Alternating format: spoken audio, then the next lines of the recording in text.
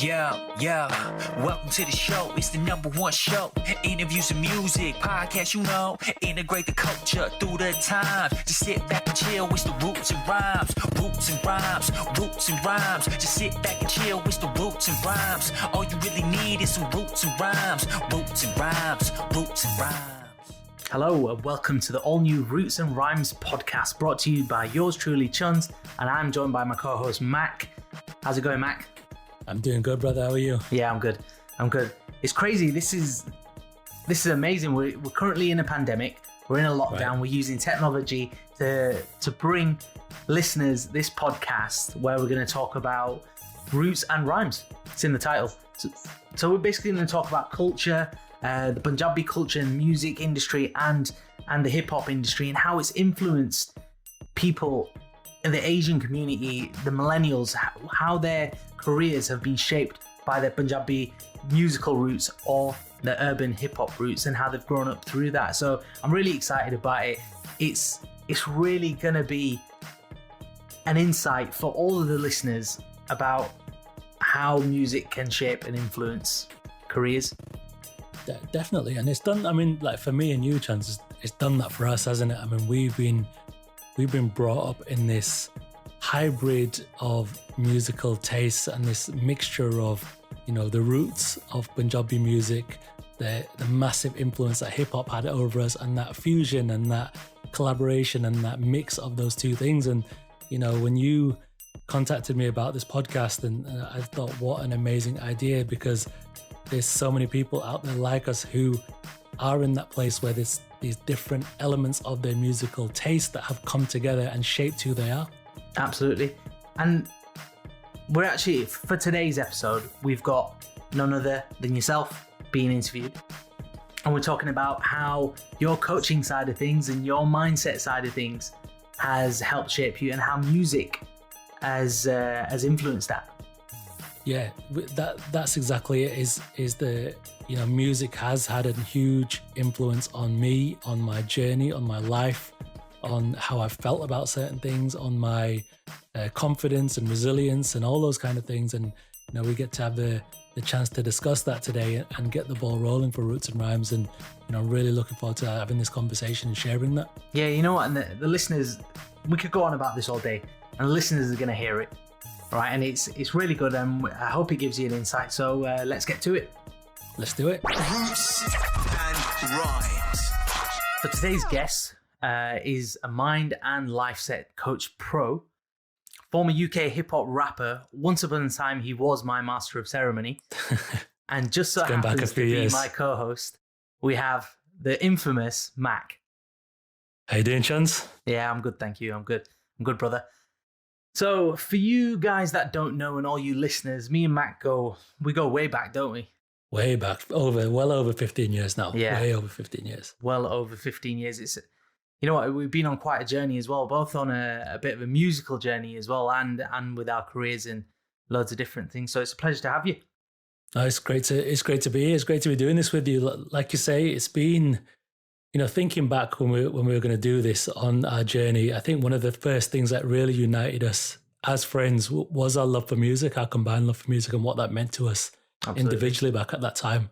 It was crazy, wasn't it? I remember us meeting up at your house, and we had this little thing with a few other guys that we grew up with that we just used to talk about making music and production and music that inspired us and that kind of stuff. It was crazy. It was crazy trying to recreate the beats that we liked and make music from the little pieces of software that we had. This was back in the day when having a piece of software was a big deal. I mean, I remember crowding around the little computer trying to bust some beats out of that little system. We were using Reason, wasn't it? Reason, yeah, we were using Reason back then. That was crazy. Just think that 16 years later we'd be here on a podcast, you as my co-host, talking about music and our journey through it. It's absolutely crazy. You know what? It's a pleasure having you. I'm really happy to be doing this with you. Yeah, me too. It's going to be a lot of fun. I think it's going to be one of those where every time we do this, you're going to get a new flavor, a new feeling, a new perspective, and it's going to be so insightful to get some really intriguing viewpoints from people who are really just love this stuff like we do. Yeah, absolutely. So what I wanted to do today is discuss with you, Mack, and what we'll be interviewing Mack, and we'll be discussing his career and how he's gone through all the steps through music and how he's ended up where he is now. But if you don't know, Mack is a life coach and mindset specialist, and he speaks to people, helps them get through any tough times in their careers. And at the moment, he's got a series called Music and Mindset. So we're going to talk to you about that a little bit later on. Rewind. Let's take it back. Know your roots. What I really want to know, Mack, is what's your earliest memory of listening to music? Well, I mean, I think going back, like we're talking about cassette tapes, I think going back that long ago. My earliest memory is, and it sure is the same for a lot of people out there, is the stuff that your parents used to listen to or your older siblings. That was my first real exposure to it. I've got an older sister, and what her and her friends, the guys that like I looked up to at that age, what they were listening to, and most of the stuff was hip hop and R&B and explicit lyric stuff. So sneaking away with your headphones on, listening to all these swear words going off. But my first real experience was just that, really. A lot of the stuff that my parents were listening to, family, and what kind of was going on in society at that time. So what was that like? So you said like hip hop and R&B and stuff. What kind of stuff was it like? Was it like, I don't know, what year was this? This was what, maybe this is like I'm like late 80s, early 90s was when I really started to pay attention to what was going on with music and started to develop my own style. Before that, it was probably like, the equivalent of Baby Shark. Yeah. But like when I started to get a little bit older, I started to think, okay, I like this artist. This is my kind of style. These are the things that really sound good to me.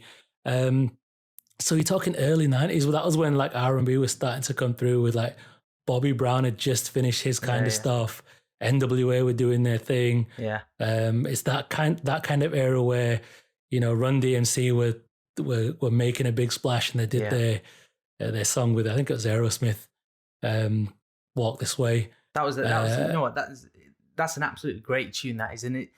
What's great about that, it kind of broke a lot of barriers, for like Run DMC and Aerosmith. Aerosmith were this rock band that no one really knew, and then two guys, Run DMC, came onto this tune, and it broke borders, it broke barriers. It was, it's funny we're actually saying that, because that's the whole point of the podcast here. We're talking about roots and rhymes. We're talking about how people like us, Asians, have been brought up with hip hop music and crossed over the barrier and listened to cultural music as well. So definitely, it's funny that you say that, and it's really, really relevant to us at the moment. But touching on Bobby Brown as well, I mean, them early 90s eras that was my heyday as well. You know what I mean? Yeah. I still listen to that music. I still love DJing that music. It's so reminiscent when you hear them tunes, and kind of feels like they don't make tunes like that anymore, don't they? It does feel like that real skill of making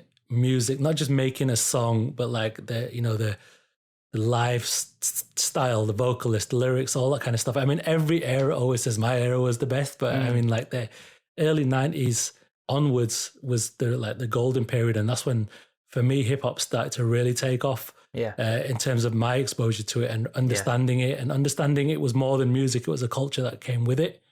There was so many artists coming through at that point that we were getting exposed to them as well. We were allowed to see them. They were crossing over into mainstream, and it became not just cool to do it, but that whole culture was just spreading through our youth and our society.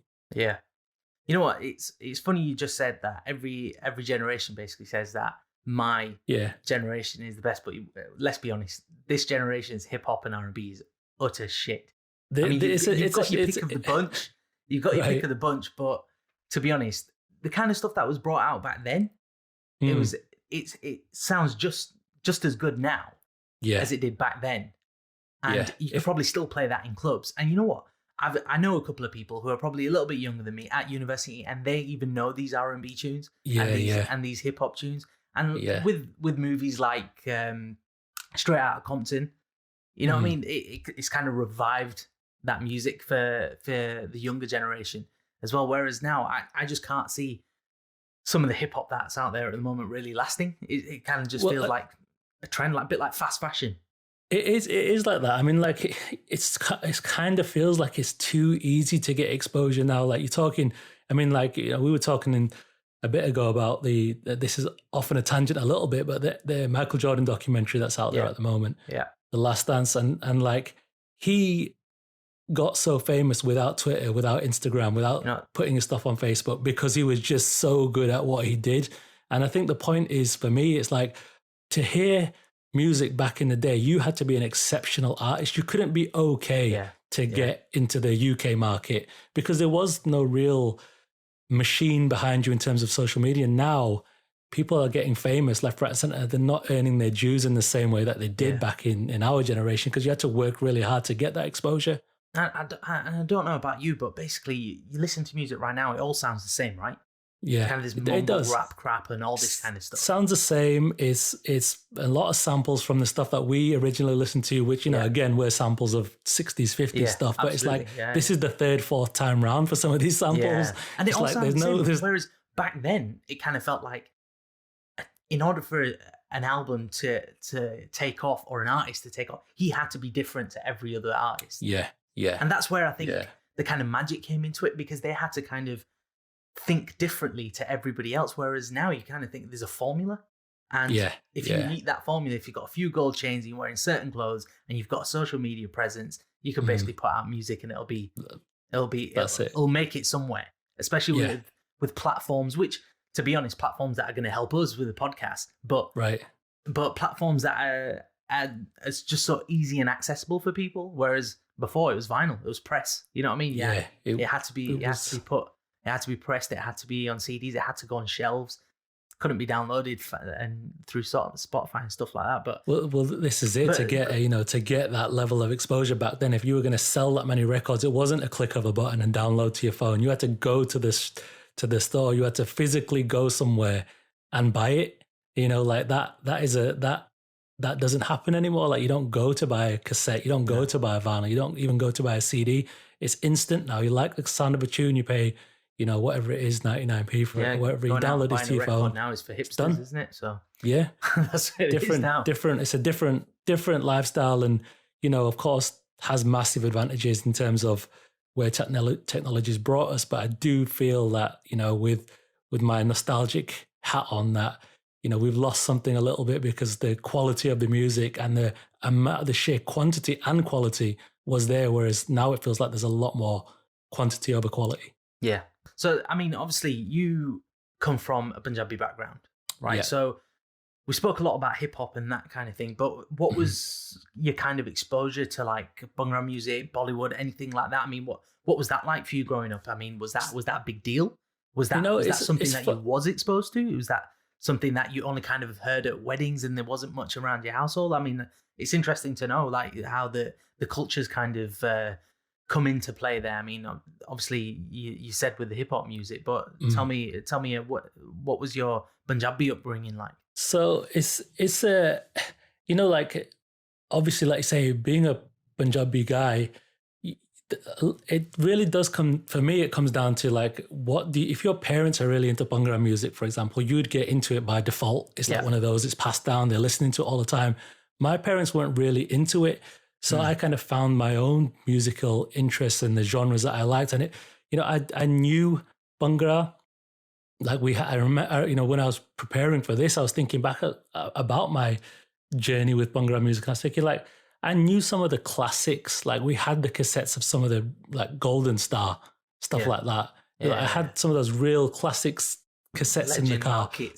Yeah, like, you know, like, all those kind of really, also really don't old make tunes like that anymore either. Yeah, no, that's true. But for me, it was like, it was never, Bhangra wasn't never really a thing for me. Like, this is, like, as much as it is our music, it wasn't my music back then. And for me, that, like, it's funny because you kind of, like, your music becomes such a huge part of your identity. So, like, for me, I went down the hip hop route. Bhangra didn't really mean much to me. It wasn't something that I could appreciate it, but it wasn't like, if I've got my pocket money, I'm going to go buy a Bhangra album with it. It was definitely going to be hip hop. Bhangra for me was one of those things where it's like, I hear it at a wedding. It's amazing to dance to. It's amazing to have a good time to. But that was it. I couldn't tell you. Still today, I can't really tell you who's big in the scene, what the songs are, what the tracks are, what's happening. I just know that when I've had a few drinks and I'm at a wedding, there's nothing better than Bhangra music. That's it. But it's not. It's funny that you say that, and it's like, I think it's almost like you listen to Bhangra and that kind of music by default, just like by your exposure to I don't know, family functions and that kind of stuff. But it's still the funny thing about it is you could basically not catch up with Bhangra or anything like that for about a year or two, and then you go to a function, you hear these tunes, kind of like you know them, right already. It is like funny that. Thing that is. It is really like that, and I it's been like that for me. Definitely, like I haven't caught up with it, but I feel like it's like watching EastEnders. You don't watch it for 10 years. You watch it after one episode. It's like, same shit's happening again. One big soap opera, right? Exactly. One big drama. So it's like that for me, and for me it was like that with Bhangra. It was like a lot of my friends growing up. Again, it really does come to who you're exposed to, what you're exposed to. A lot of my friends were white and black growing up when I was like really young. And I didn't really have that many Punjabi friends. So the music that I tended to listen to was what they were listening to and what their families was listening to. Yeah. And it only became later on in life that I was like more and more exposed to Bhangra. But by that time, I kind of like, I was so into hip hop and it became part of me, and I knew the history and I understood what it stood for, that Bhangra for me just became something that I liked the sound of rather than something that I followed. So you say like your friends kind of helped you get into hip hop, and it was what their parents were listening to as opposed to what your parents were listening to. So it was more like secondhand influence. Secondhand influence. I mean, my parents were like they've got quite an eclectic mix of music. So looking back at what they used to listen to at home, like obviously everyone back then was listening to Michael Jackson, so you couldn't get away from that. I think that was crossed every boundary. But my dad in particular, he used to listen to a lot of rock, a lot of soul. My mum used to like Motown. One of my friends was Jamaican. His mum used to listen to reggae all the time, so you start to hear a lot of Bob Marley. You start to get that kind of feel and that kind of influence, and you just start to hear this different style of music. And then, like I say, you're exposed to it all. And as you grow up, you start to develop your own preferences and think, I like this style, or I like this, and I like this, and I like a little bit of this. So, whilst if someone said to me, what's your favorite type of music? I'd always say hip hop and R&B. That doesn't mean that like I'll listen to Oasis or listen to some indie bands or some rock bands and really appreciate what they're putting out there, because music is music and it speaks to you in a different way at different points in your life. So, what's your favorite MJ album? Like I think Bad, for me, Bad's my favorite, and it's just because, again, the amount of exposure I had to that album. My mum and dad went to see MJ play in Wembley on his Bad tour. So obviously, like I had the Bad duvet covers, pillow covers, posters on the wall. Not really, like I had the whole memorabilia. Like, is it Macaulay Culkin in the video? That was Bad, wasn't it? When he's jumping on the bed and he had everything MJ all over the walls. Yeah, it was like that. Like my mom, my dad, my aunties, they all went and they just came back with pretty much, I think, everything you could buy from the merchandise stall. They'd got it all, but that was like, that was like seeing royalty back then. Who was bigger in the world? He broke barriers on a different level. And I don't know if you've seen the Bad 25 documentary. So 25, I haven't seen it. 25-year anniversary of the Bad album. I think Spike Lee directed this documentary. And I kid you not, it gave me another level of respect. For Michael Jackson. I mean, I'm a massive Michael Jackson fan myself, but it gave me another level of respect to understand the amount of detail that they went to, like recording instruments on platforms, just so it resonates a little bit more through the microphone, just to get that right sound. It's just, honestly, he was one amazing artist. Yeah, I mean, you just... Let's forget about everything that's in the news and stuff. As an artist, he was great. And controversially, some people could say that about R. Kelly as well, but... Well, it's one of... I mean, it's without getting to the controversy of it, he's made a stand on this music. Like that is an undeniable fact. The fact that he has made such a big contribution to this style of music is why it's so much big news what's going on with him. And it's not, we're not even going to get into the controversy of that, but musically, it's crazy. Has R. Kelly had an influence? Yes. Has Michael Jackson had an influence? Yes. Do you agree with them? That's completely your prerogative. So let's go back. So when did your kind of musical journey start? So obviously you were a UK hip hop artist. Yeah. You recorded. You did a couple of shows here and there. Mm-hmm. When did your kind of journey start? How did you kind of get into that? What was your first rhymes? What was your earliest memory of maybe? Were you a battle rapper? Were you more like an artist in a studio? Or what was it? Was that beatboxing in the streets and rapping over in the playgrounds? What? Tell me. It started for me with like the whole musical thing started for me was, again, like I'm going to go back to this point, but it's about what your parents expose you to. It's about the experiences in younger age. One of the first things that I got kind of put into was piano lessons when I was, like, I don't know, 5 or 6 years old or something like that. I was young. I can't remember exactly the year, but piano, it was a great thing to be involved in, because you're learning this skill, you're learning this instrument, you're starting to hear what you can play, you're starting to want to play other things. But through my piano school, we did a lot of performances back then. So, we did a lot of the local theatres and that kind of thing. And that gave me the performance bug. Yeah. So I got to the point where it's like, piano was cool and it was nice, but it was just classical music that you learn. You just learn like typical piano songs. But then now that I knew more about music and had an appreciation behind what went into performing and what went into making music, and instruments, I started to get more into rap. I started to want to be a rapper. I started to practice writing rhymes. I think going way back, the first time I kind of really rapped was in public, was on my dad's 40th birthday. I wrote him like a happy birthday rap. That's high pressure. It was high pressure when I was that young. You're talking like, oh man, 25, 26 years ago, wow. So like, it was just a little kind of maybe like 20-second, 30-second rap, but the whole theme with it was happy birthday. And from then it was just kind of like, I got the bug and I started to write more and just practice these things. And like there was a few of us at school that used to like, we'd taken a lot of influences from what we were seeing in the States back then, people rapping on the street and getting together. And we weren't battle rappers by any stretch of the imagination, but we'd just write these little pieces and then rap them. And then someone else would write a little piece and rap them. And, we just had a little thing going on there where it was kind of cool and it was kind of just creative. And then as that goes on, you start to get a bit more serious about it. Yeah. Start to, want to do more, want to write actually fully formed songs and lyrics. And, you're going to try and get the girls as well. And one of the great ways to get them is through music. If you could rap or you could perform, it was like... What, you used to spit bars at girls and that? I used to spit bars at girls and used to like... And sometimes it was like, oh my God, that was amazing. And sometimes I was like, what the fuck have I just done?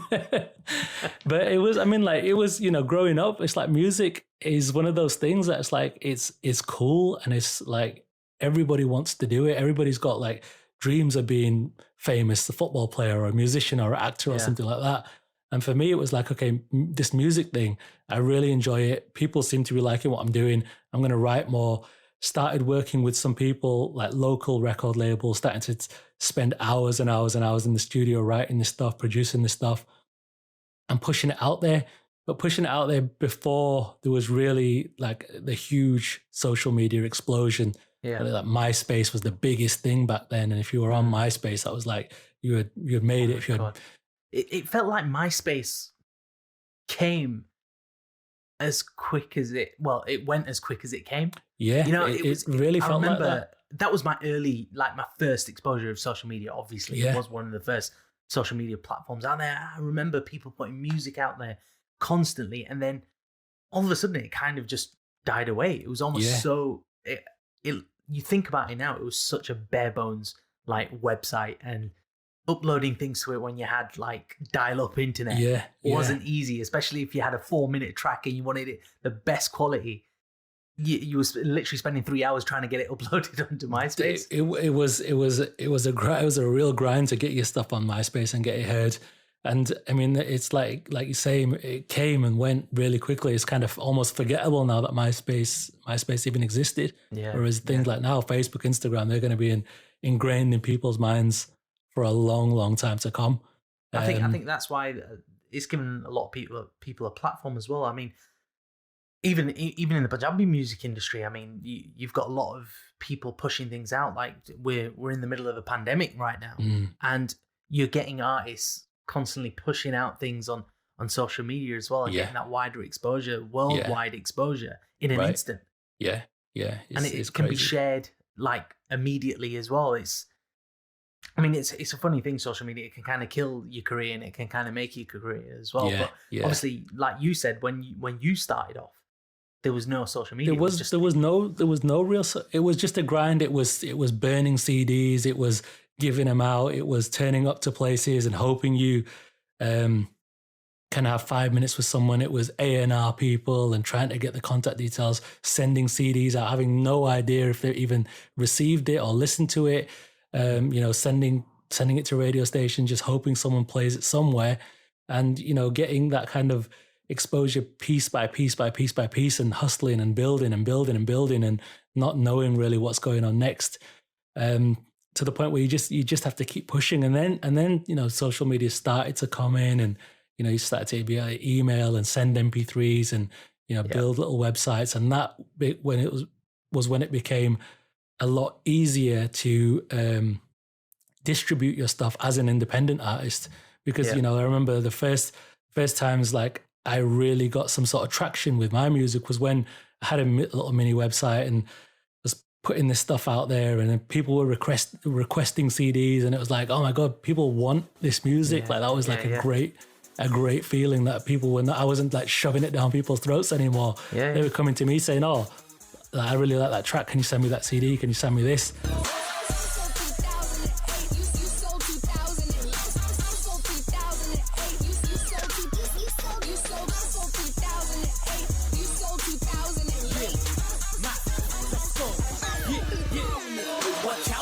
To the future man, see I fly right through like Superman, and I march on the stage like a trooper man, and hear my shit go woo like a shooter man. I think to the point where I remember once I got this is when, and again, mobile phones were starting to come back in then, so you could send messages and text people and blah blah blah.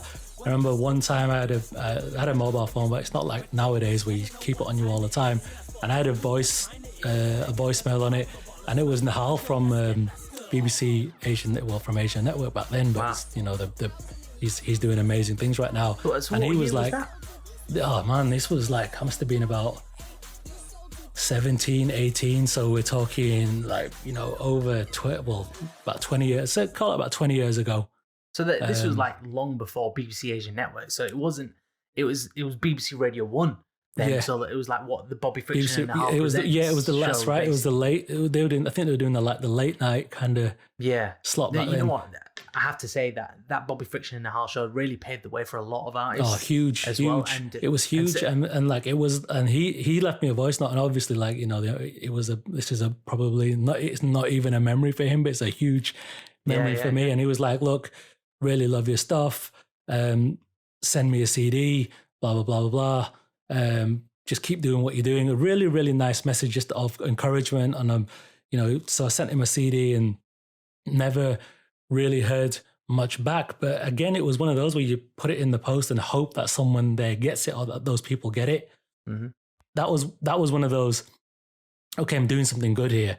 The second thing was Rishi Rich's his brother, when after Jay Sean and Juggy D had absolutely smashed the industry, the Mentor, he's called, he had a show, and I think that was actually when Asian Network was its own station there, and he had this competition, like a national competition going, where you'd send in your demo stuff, and if you liked it, it would be a public vote. If you liked it, then the winner, he would remix your song and play it live on air. And I won that competition, which was, again, sick. For me, it was like, this is amazing, incredible. Like, people have voted for this stuff now. Now he's remixing it. And there was all these moments. I mean, by no way did I ever get anywhere close to where I had in my mind I wanted to be as an artist. But it was a real passion for me. There was moments of success. It kind of came at a point where it was like, okay, I need to start thinking about university now. And you lose the fire a little bit for it sometimes, and other parts of your life takes over. And it kind of drifted, me making music drifted for a while. But it's always been a huge part of my life. And, you know, it kind of came back strong. And when me and you did the club circuit, and I was doing the club circuit for a few years before that as an MC to a couple of DJs, and, you know, I was your hype man for a number of years. So that performance element came back, even if the production side of it wasn't really there. But, you know, me as a performer, as an artist, it's been something that's been such a big part of who I am growing up. I mean, even like taking that forward into the mindset stuff now, a lot of the things I do is public speaking or events and seminars. And I see that as the same way. I approach it in the same way as I'd approach a gig that we were doing or a performance I had to do live. You have to go in with the same mindset. It's a performance. You have to deliver a feeling to these people. You need to leave them feeling a certain way about what you've just put out there. So that's... You know, it's a huge thing. It's funny that you say that. It's that I think with a lot of creative artists or performers, DJs, rappers, singers and stuff, for the actual act of rapping or singing, for all of them, that's probably not what drives them. It's that addiction to the performance. I think. Yeah, definitely. I mean, personally, that's what it was for me with DJing. I absolutely love music. Yeah. I love playing the music. I hated the DJ grind, as in like trying to, like, now DJs have elevated and it's all about social media, having that kind of presence. It's hardly anything on your skill. Right. Merit. You could just play tracks. Yeah. But as long as you've got a following, you'll be up there in the club circuit. But for me, it was a case of, you know, when you drop a tune and the crowd goes wild, that adrenaline is what moment brings you back every single week. That's what you're paying for. You're paying for that buzz. You are. And like you said, I mean, that the addiction to the performance is what's kind of driven you. And like you said, coaching now, speaking in front of people, that kind of thing, it's all really stemmed from that, hasn't it? It's definitely, I mean, I remember so many times when we performed and we did the club circuit that there's them moments where, you know, as an MC, I'm hearing what you're playing and listening to the drop and listening to the beat and listening to the next song. And even I'm like, oh my God, that sounds fucking sick. Yeah. And I'm, because, you know, you don't prepare for those moments. It's like, I'm just on the mic reacting to what you do. And Absolutely. Those moments where you drop something, you'll play a song and the crowd just goes crazy and you have to pull it back. And you have that moment of where it's like, it's going to start again, and that vibe and the energy of the crowd. You love the rewind. I love the pullback one. You know, like, it was one of those things where you had to be very careful with the pullbacks, though, because it was like it had to be there. You could way overdo it. It's like, you know, use them wisely. Before we were out in the scene, I mean, or before I was out in the scene DJing, you were obviously hosting in clubs when I was coming through, just attending clubs. Yeah. So I mean, you were with was it Smooth D? Smooth D, yeah. And that guy, I remember, he was peak in the Leeds DJ scene, and he was a fundamental turntablist. He used to rock up with all his records, 3 people behind him. He didn't play on anything but turntables, and his record collection was on point. I remember the clubs that we were in, and they were predominantly like, it was R&B, hip hop, dancehall. It was all that kind of vibe. And the pull up was massive when it used to drop, and the crowd used to go wild. And Smooth D, unfortunately he's probably not DJing much now. Yeah. But back then, and I guarantee there's probably still DJs out there now that'll play homage to him, because he was actually one of the first Indian DJs I saw locally. Yeah. Who didn't play any Indian music at all. He was not one purely track. R&B, hip hop, dancehall. Yeah, in that hip hop arena, because he was really into the lifestyle as well. But he broke through in as a DJ, mixing it shoulder to shoulder with the best DJs out there, standing side by side and performing. And you're right, he did everything on vinyl. I remember because we had to carry them heavy ass flight cases up and down stairs in clubs.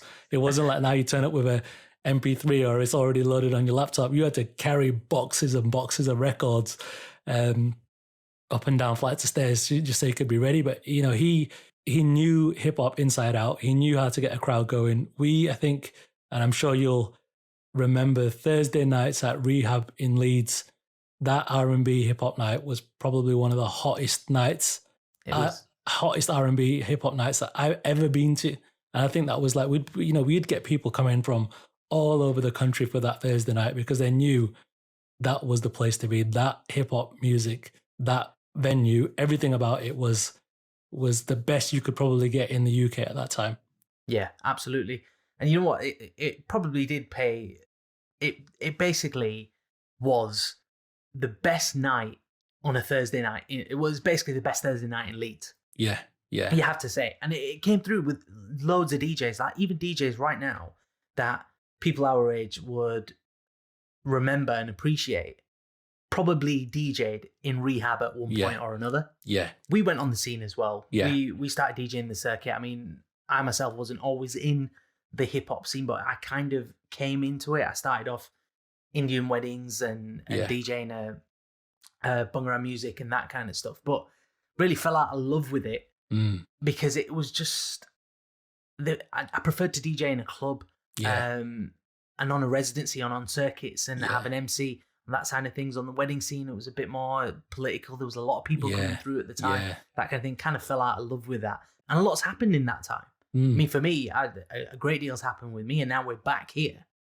And you're on this coaching and mindset life, and you've got the music and mindset series that you're currently in the middle of. Yeah. So how was that inspiration and your career through music? So starting off being a rapper and then becoming a host, being on the scene for the best part of probably 8 or 10 years, and then getting to the coaching side of things. How has that kind of helped you go into that? And how did you get there? Yeah, it seems like an odd movement from going to music into like, okay, coaching and like, you know, mindset and stuff like that. But really, I think that the mindset stuff came alongside my own development as a person, as a human being. And I think that's always been there for me.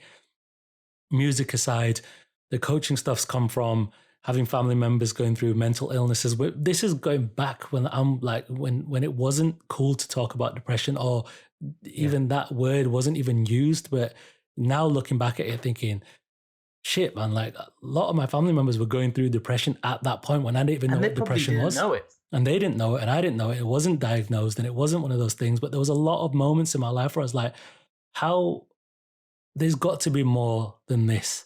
Like, what's the difference between me and someone else? Like, how come not how come they've got more stuff? It's how come they can deal with this stuff and I can't deal with this stuff? How come they've got a life like this where they're facing all these troubles and they're okay, but these people in my life, they're not okay with it, and it's destroying some people, but it's building some other people. What's the difference? And, you know, being around what I know now as depression and anxiety and all those kind of things, it's, number one, scared me because I didn't want that for the rest of my life. I didn't want to go through that. I didn't want to have to feel like that was my destiny and that there's nothing I can do to change it. I wanted to change it. And, you know, going through the whole music thing, you know, we talked a little bit about some of the little mini successes I had in my career and some great experience being in clubs and, you know, emceeing and being on stages in front of hundreds of people and all those kind of great moments. There's also the flip side to that, which is also the bad moments. You're producing music and people are telling you it's shit. You're on stage and people are saying, what the hell are you doing on stage? They don't want to see you on stage. The kind of rejection that you face when you put your heart and soul into something and someone just tears it down. And for me, one of the reasons I fell out of love with music was not down to just I had other things to do in my life. It was completely to do with confidence as well. It like get to a point where it's like, I'm just getting hit after hit after hit, and I'm getting these signs of success, but it's not enough to sustain my confidence levels. It's like all the things that I do, it's like the knockbacks hit me so hard that it wasn't worth me doing it anymore. It's like I'm done. I wanted to do this. I love doing it. People believe in me. People are saying, don't give up. You're on the cusp of something great. These people want it. These people like it. These people want you to get in contact. There's this opportunity here. And those things would build me up. But it'd take one person to knock it all away. It'd take one bad voice, one piece of negativity. And I didn't know how to deal with that at that age. And it really affected my whole confidence going into so many things that I did. And that was the point where it's like, enough's enough. There's got to be a way for me to get through this. It can't just be like, well, other people just get positive vibes all the time. They don't. They just are resilient. And I didn't have that resiliency. And so my whole journey went into, okay, mindset. Everything's mindset. It doesn't matter if it's music, sports, business, family, relationships. Everything that I know that I need is in my mind. And until I get that bit right, there's no point pursuing anything else because I'm going to do it with flaws in my game. Yeah. So the crazy thing is like you're saying, there's so many people that are out there that are probably so talented. Yeah. But all it's probably taken is one knockback. Yeah. For them to think, you know what, I might as well stick to my 9 to 5. Right. You know what I mean? There's probably so many artists out there that are untouched. Yeah. Because they got knocked down once by someone that probably doesn't even know what they're doing. Exactly. And because of that, because their mindset completely changed, right? It's allowed them not to pursue it, and it's quite sad, really. And it's great work that you're doing. I mean, from a mindset perspective, I know there's overuse of the words like anxiety and depression and stuff. At the moment, I say overuse. It could actually mean there's more people that are suffering anxiety because of social media and that kind of thing. But from a musical perspective, them knockdowns have always been there. Yeah, even when social media wasn't here. Yeah. And in fact, depression or anxiety or mindset was probably more important because it wasn't as easy to get exposed. So maybe people were more resilient. I don't know. Were they more resilient before? Are they more resilient now? Is it because of social media people have more insecurities? It's interesting to actually have that conversation and how it is in the context of music then and now. Right. It really is. And I think that like social media has caused an increase in anxiety because there's this comparison mentality now that my life doesn't look as good as your life on Instagram. Like, what your best picture isn't my reality. And I think that your best picture is your reality, but it's not the case.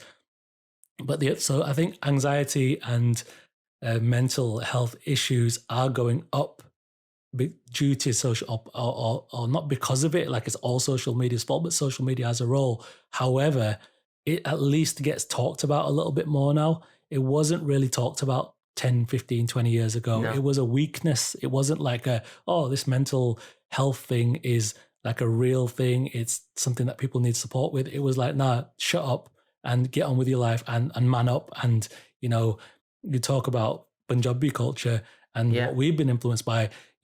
People just about now are getting to terms with talking about it out loud. Back when we were young, 18, 19, if we were suffering from it, we've got to think we look weak in front of our friends. It's not what our culture tells us to do. It's not what our fathers have shown us. We don't know as men how to handle that stuff. We just get taught, you know what? You're supposed to be stronger. You're supposed to be man enough to take this. If you can't, and if you feel weak, that's your flaw. That's not something that you need to deal with. It's just that you need to, stick your chest out and get on with it. But it's just not, it's not that easy. And that's the difference now, I think. I think because like you said, it's more widely recognized. Mental health issues are being even spoken about in small communities. Yeah. And the Punjabi community as well. Hopefully that's paving the way for more people to do this, which it looks like it is. I mean, platforms such as Facebook, Instagram, and all that, people are being so much more creative now. Definitely. I mean, for me, when I was at university, I did a creative course at university, but you never saw many Asians or Indians on a creative course. Nah. How many Asians were on your course? 2. There you go. There were literally 2 on our course. That's it. And that just in my year goes, anyway. Yeah, and that just goes to show we were like, okay, music, sport, film is not your route.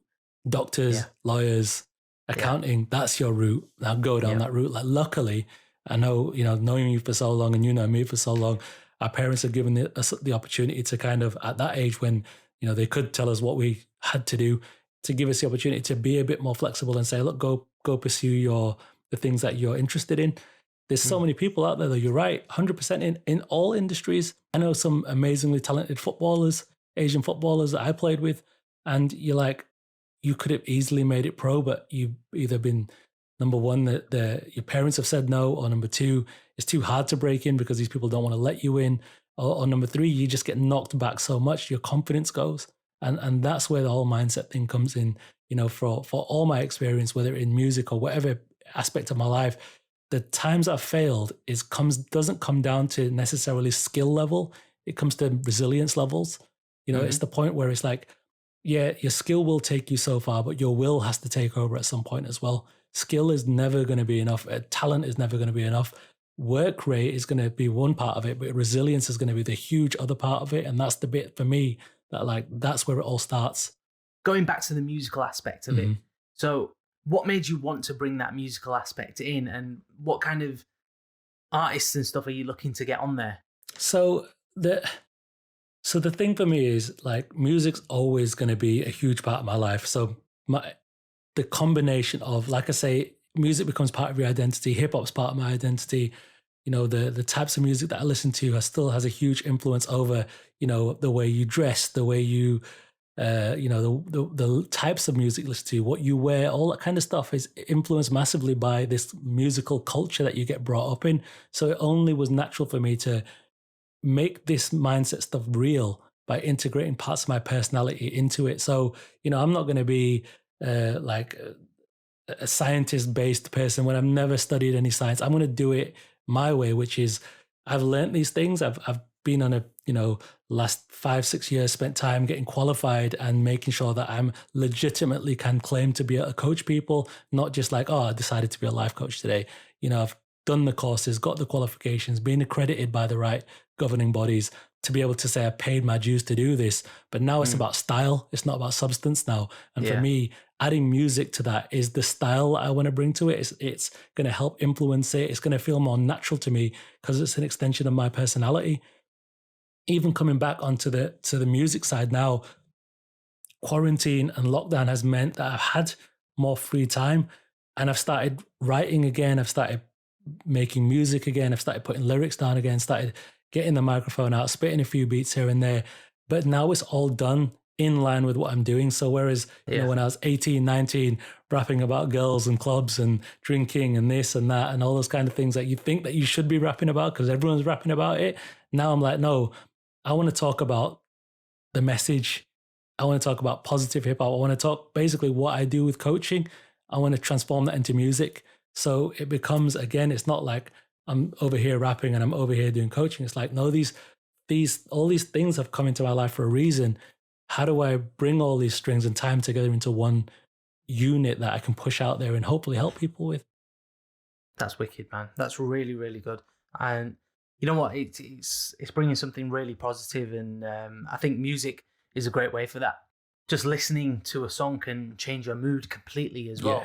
Yeah. So obviously feeding into that emotional side of things. I don't know if it's the same for you, but if I'm in a shitty mood and I listen to, I don't know, an old Dr. Dre song, it kind of gets me in a different mindset. Yeah. You know what I mean? But then definitely. if you listen to Eminem's Stan, I'm almost wanting to snip my wrists or something like that. So it can completely change your attitude and your mindset completely. Definitely. So yeah, I think the music and mindset course is definitely going to be a win, in my opinion.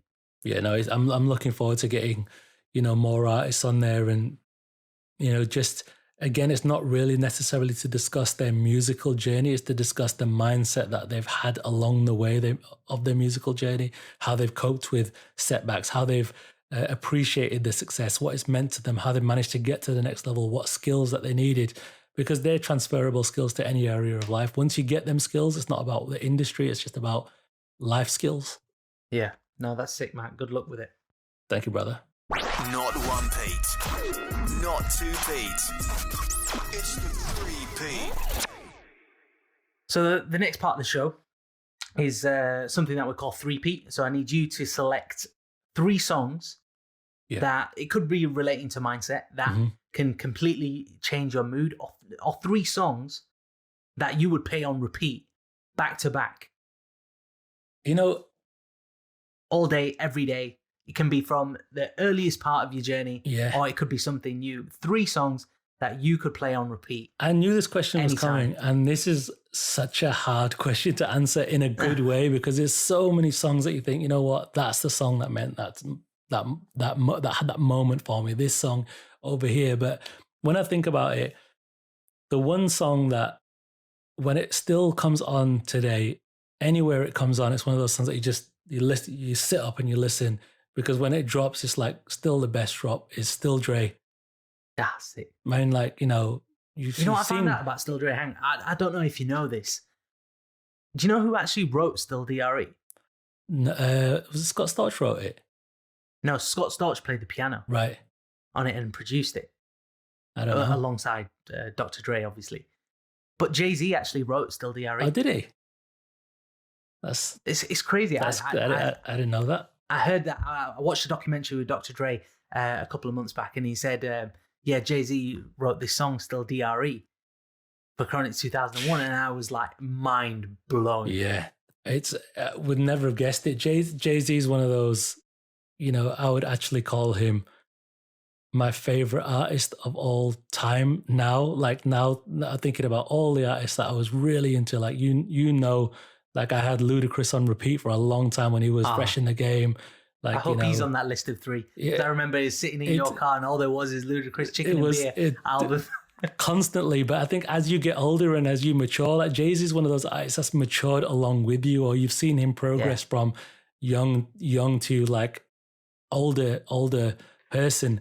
The funny thing with JayZ is like we've seen him live, and I'm calling him my favorite artist of all time. I'm so late to the game when it comes to JayZ, because I didn't really like his music that much when everybody liked it. I was like, JayZ's okay, but it's not really my thing. That switched for me when I saw him live the first time. I think I've told you this story before, but like my ex-girlfriend, she bought me these tickets to the JayZ concert, and I can't remember, it might have been for my birthday or something. And I was like, great, thanks. Like, this is an amazing present. Like, try to be really enthusiastic about it. But I was like, fucking JayZ, man. It's not like he's really fucking good and he's so influential and he's got a bank of great hits. I just don't really. What year was that? What album? What tour was it? This is, I can't remember. Is it Blueprint 3? It might be Blueprint 3. It's about that time. But I was like, JayZ's great. Like, I didn't have anything against him. It just wasn't my favorite artist at all until I saw him live. And I've never been more blown away by one man on a stage than JayZ. No band, no nothing. Came out in a black t-shirt, a black pair of shorts, black Jordans, and just absolutely killed every single song that he'd ever produced and made me hear all his songs differently. That was the thing for me. It's like, I left that concert thinking, I know all these songs he's played, and I said I didn't really like any of them. Today, I fell in love with every single song that you performed. I think that's the sign of a really good concert, is when you leave that venue, you jump in your car and you play them tunes again. Yeah, you're not sick of hearing them. And you hear them differently. Like he performed them in a way that was like, that song just sounded different. It's like hearing it for the first time with fresh ears. Yeah, I knew all the songs. I knew every single song he was playing. I knew most of the lyrics to them. I just didn't really like them until I heard him do it. Then it was like, okay, JayZ's unbelievable. And since then, he's just the most incredible incredible rapper, businessman, artist, entrepreneur, whatever. He just has just killed it in every single level of the game. So we've got Still DRE. Still DRE. So going back to when I was a bit younger, and I was like, you know what, I have to put an LL Cool J song in there because he was the man when I was younger anyway. I was like, if Cool, or like if there was one person that was smooth and slick and everything that you wanted to be, and looked the part, dressed the part, had the body, had the looks, everything that all the girls used to love him. LL Cool J was the man. He was the man for a long time. So I was gonna put Doing It in as that track, but like let's keep it to Lounging, because it's a bit more appropriate if people want to go and listen to it. Well, it's the Mr. Smith album, wasn't it? The Mr. Smith album was that album was. It was probably one of the. You could kind of say it crossed over R&B hip hop. Yeah, like he was a rapper, but he was. That's such a good point, because he, he wasn't a like, I want to kill you kind of, fuck everyone kind of rapper. He was like, I'm going to seduce you, which is what R&B artists were doing, but I'm going to seduce you through rap. And it was like, oh, okay. And it was like, it was one of those first people to do it that way. And, I remember when Doing It came out, and like, that was definitely when you couldn't listen to in front of your parents. That song was like everything back in the day. I mean, the beat, the delivery, the everything about that song was just one of those. It's funny because like I heard it the other day. I was working out with the few weights that I've got at home during this lockdown, and I've had music on, and I had an hour a classics hip hop playlist on, and it came on, and obviously I had to turn it down because the neighbors would have been listening. But I was like, I listened to it again for the first time in a lot, and I was like, this is unbelievable. This song is still classic. It's still relevant. So good. Still relevant and where stands up against anything out there today. I still love that album. So it was number probably 2. one of the first albums I heard as well, like back to back. Yeah. Every single tune. Yeah. Back in the day, I remember my brother had it, and listening to it, even like doing it, not even having a clue about what he was talking about. Yeah. It was still sick. It was still so like Hey Lover as well. Yeah. And Lounging. Hey Lover was a great track. Mama Said Knock You Out. I think that might have came before the Mr. Smith album, but I mean, it was honestly memories of that album. So that's a good number 2. I like your number 2. Number three now was like, okay, do I throw Ludacris in there because he had such an influence on everything that I did? Used to dress like him. I had all the FUBU stuff. I had Ludacris used to wear this Kangol bucket hat, and I had to search like mad to get it. And I found it, I bought it, used to wear it all the time. And now I look at them pictures thinking, what the fuck were you doing, man? Like, I was just like, this hat hopefully will still look okay if I look back on photos. That hat was terrible. It was horrible. It was just a mess. I had the the big jacket, the baggy pants, the FUBU shoes, the Averex jacket, and this bucket hat. And I just basically wanted to be Ludacris at that point. Yeah.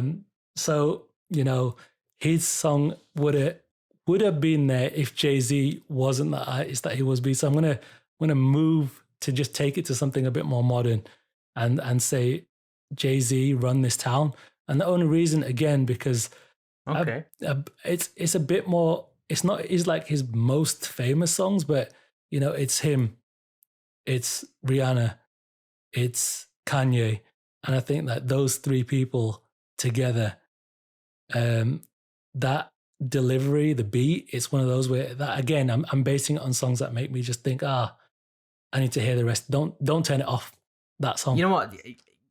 Run This Town is probably a controversial one because it's quite commercial. It's so very people are commercial, like, yeah. Oh, right, okay, yeah. It sounds really obvious and stuff. Right. But JayZ's rhymes on that tune are just sick. Yeah. And the best thing about it, you can sing it yourself as well, which is probably part of the reason why it's probably made on the top 3, because you can sing along with it. It pretty much nearly didn't make it onto the top 3 just for the reason that you said it's very commercial. It's maybe not purist hip hop people would be like, oh, it's not really, but it's the beat, it's the lyrics, it's who's on that track.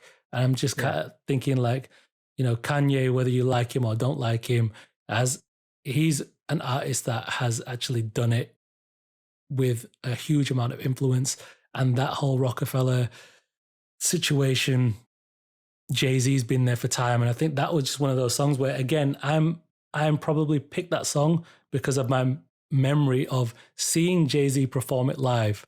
Yeah. And having him, and he brought out Kanye at that point, who was not advertised to be there. And Kanye came and they did Run This Town.